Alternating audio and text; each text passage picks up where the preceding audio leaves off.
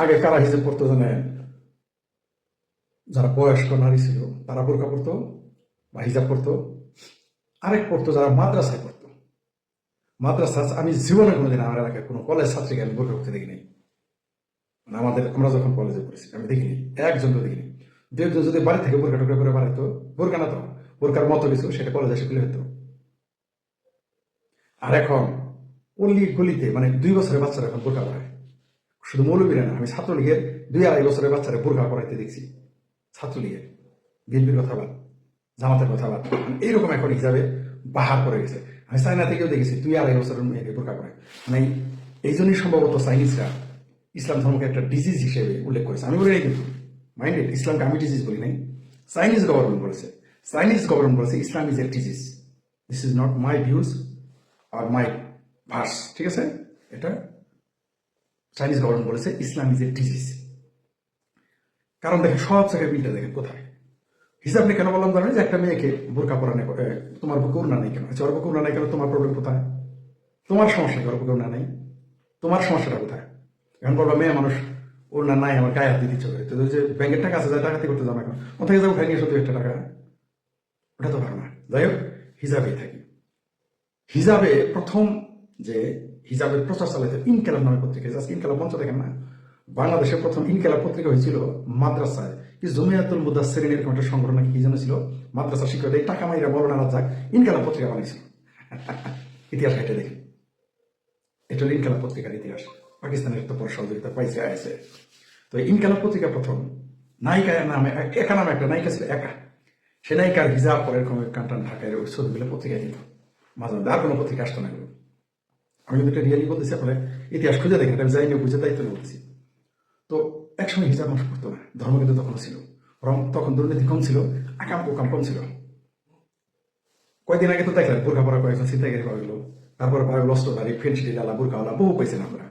আর সীমান্তবর্তী এলাকায় যখন আমি যাইতাম তখন দেখতাম কি রেলে হোক কি রোডে হোক, বোরখা আলারাই দেখতাম ফেন্সিডি প্লেট, তারপর ইন্ডিয়ান কাপড় চোপড় নিয়ে যেত বোরখা নিচে, ঠিক আছে? আবার বনানীতে, তারপর মোহাম্মদপুরে, তারপর গাজীপুরে, সাভারে, সারা ঢাকাতেই দেখবেন যত কলগাল আছে, কলগাল বুঝছেন তো? ঠিক আছে, এই কলগালদের বোরখা পরা দেখবেন সবাই। বনানীতে একটা হোটেলে, নাম বললাম না, এখন আসতে থাকতে পারে, আমার মনে আছে স্পষ্ট, শত শত মেয়ে সন্ধ্যায় ঢুকতো আর ভোরবেলা পারা যেত, সব বোরখা পরে আসতো, প্রত্যেকটা কলগাল। তো বোরখার সাথে সততার সম্পর্ক নেই, চরিত্রের সম্পর্ক নেই। আপনারা দেখবেন অনেক বোরখা পরা মেয়ে বোরখা পরে এসে ওয়াজের গল্প করে, রোজারি করে। এরা দেখবেন যে রোজা ছিল, আবার দেখবেন শর্ট প্যান্ট, হাফ প্যান্ট, বুক ঢাকা খোলা, এগুলো নিয়ে তারা ফেসবুকে আসে, আবার দেখবেন বড় বড় গল্প করে। কথাটা কেন বললাম জানেন? যে হারে একদিন আমাদের এলাকার একটা প্রাইমারি স্কুল আছে, আমি কি যেন কারণ দিতে চাইতেছি, দেখি একটা মানুষ বোরখা পরা ছাড়া না।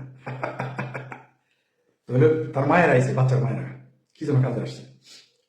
মজার বিষয় হলো ক্লাস 6-এ যখন উঠে দেখবেন আপনি, আপনার আশেপাশে স্কুলে গিয়ে জিজ্ঞেস করেন, তারা 6-7 পড়ে, সবাই তো বোরখা, যার শুনবেন সবাই প্রেম করে।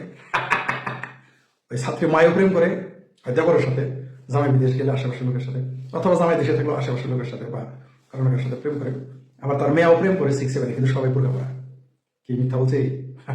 দায়িত্ব নিয়ে বললাম। আচ্ছা, ওটা বলে কেন বললাম? এই অহনা হাসানের যে নায়িকা, অহনায় দেখেন, নায়িকা অহনা বলছে, কি বলছে শুনেন। হিজাব পরার কারণে কাজ বেশি পাচ্ছি। অভিনেত্রী অহনা জানিয়েছেন হিজাব পরার কারণে তার কাজের কোনো কমতি হয়নি, বরং তিনি আগের চেয়ে বেশি কাজ পাচ্ছেন। সম্প্রতি একটা অনুষ্ঠানে তিনি বলেন, আল্লাহর রহমতে কাজের মতোই আছে, হিজাবের কারণে ব্র্যান্ড ওপেনিং এর চলে এসেছে।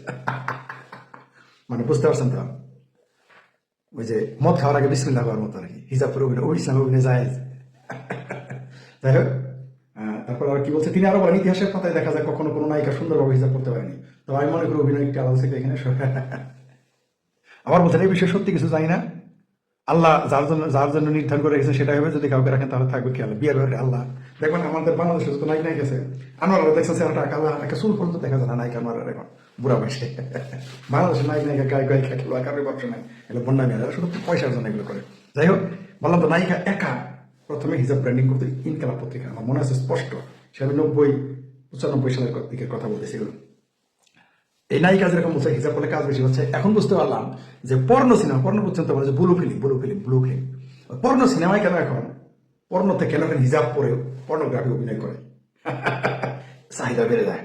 এই জন্য বোধহয় ডক্টর হুমায়ুন বলেছিলেন, যখন ভণ্ডামি, দুর্নীতি, বদমাইশি বাড়ে, ধর্মের জজবা তত্ত্ব বাড়ে। এখন বুঝতে পারলাম, মানে এটা আমি পর্ণ সিনেমা, পর্ণ মুভিগুলো দেখতে গিয়ে দেখলাম, চিন্তা নেই, এটা আগে ছিল না। আমাদের সময় পর্নোগ্রাফি হিজাব করে কেউ করে চিন্তাই করে নেই। এখন আপনি পর্নোগ্রাফি বলে হিজাব পর্নোগ্রাফি দিলে দেখবেন হিজাবওয়ালা সব হিজাবি, পর্নোগ্রাফি হিজাবি, মানে মার্কেটে খাই বেশি। বুঝতে পারছেন? এই হচ্ছে ধর্মের ভণ্ডামি। ধার্মিকেরা এরকম ভণ্ড হয়। এরাই কিন্তু আমাদের যাক অত কিছু আর অত ভেতরে কিছু বললাম না। এই অনার বোরখা পরা দেখে আসি, সাবানা এখন আমেরিকা চলে গেছে বোরখা পিন্দা করে, ববিতা বোরখা পিন্দা করে। বুঝতে পারছেন তো ধর্মের ভণ্ডামি? বুঝতে পারছেন তো? হিজাব পড়ার কারণে তার অভিনয়ের কাজ বেড়ে গেছে, নাচ গানের কাজ বেড়ে গেছে। কি আর বলবো, বুঝলেন কি বলতে চাইছি? আসলে এমনি ধার্মিক মানে ভণ্ড হয়, হিপোক্রেট হয়। আর বাংলো ধার্মিক আর একটু বেশি হিপোক্রেট হয়, একটু বেশি বদমাইশ হয়। পৃথিবীতে সবচেয়ে ভণ্ড ধার্মিক হচ্ছে বাংলাদেশের বাংলা মুসলমানেরা। এরা মদের গ্লাসে বারবার আপনাদের বলছে, মদের গ্লাসে মদ ঢালতে ঢালতে বলবে ইসলামী শরিয়া চাই।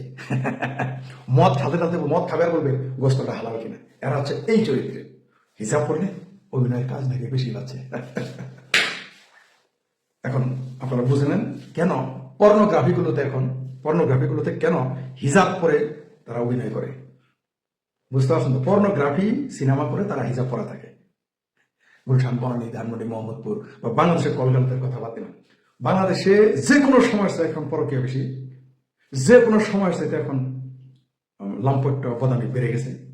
যে কোনো সমস্যা ওয়াজ যতই বেশি থাকুক, যতই মাদ্রাসা বানানোর, যতই মসজিদ বানান, যত হাফেজ বানান, বাংলাদেশের বোরখা নিয়ে শেখ ফরিদের বক্তব্য। পারে কাউকে পাবেন না।